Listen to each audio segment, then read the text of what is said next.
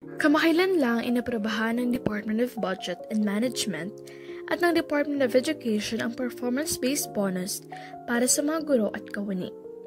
Sa unang tingin, magandang balita ito. Sa wakas, may dagdag ng kita. May kaunting-kaunting pala na sa kanilang mga sakripisyo. Ngunit, kung sisilipin ng mas malalim, may mga tanong na kailangang harapin. Hanggang kailan kaya magiging sapat ang pansamantalang gantimpala sa halip na tunay na pagbabago? Sa bawat taon, pare-pareho ang kwento. May bonus, oo, pero pagkatapos ito, balik na naman sa lumang sistema. Mababa ang sahod, sirang upuan, kulang na libro, at mga silid-aralang halos gumuguho. Parang band-aid idinikit sa sugat na paulit-ulit ding nabubuksan. Hindi ito lunas, kundi pampatahimik lamang.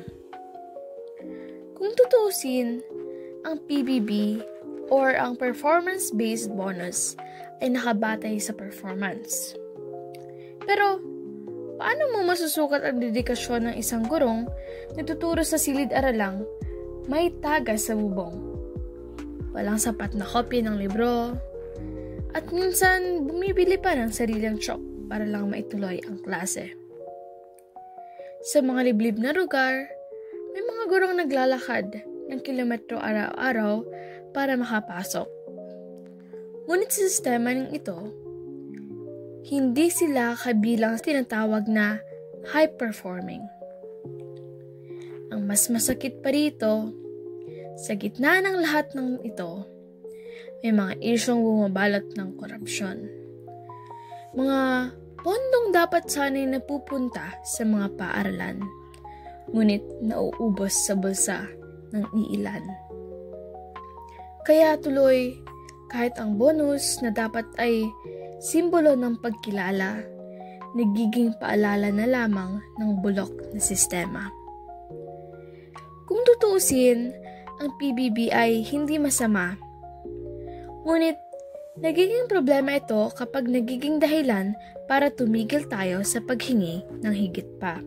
Para bang sinasabi sa mga guro na, eto na muna, tahimik lang kayo.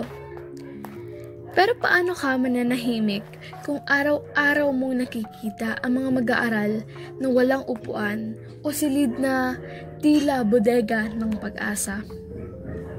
Kailangan nating tanungin, ang bonus bang ito ay nagbubunga ng inspirasyon o ng pagod ng pagtanggap? Dahil kung ang mga guro ay napipilitang gumawa ng outputs para lang makakuha ng PBB, nawawala ang diwa ng tunay na serbisyo.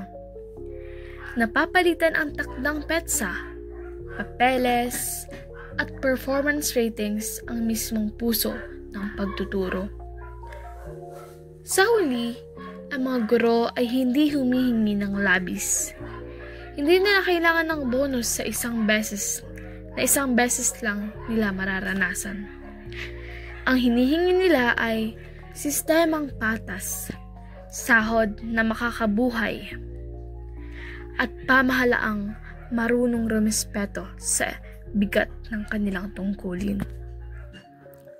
Dahil ang edukasyon ay hindi dapat binibili ng tahimik na gantimpala.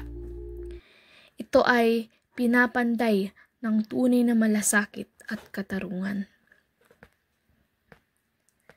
Hanggat ang gantimpala ay ginagamit na pantakip sa sugat ng kawalan, mananatiling tahimik ang sistema at patuloy na magtitiis ang mga tinig na dapat naririnig.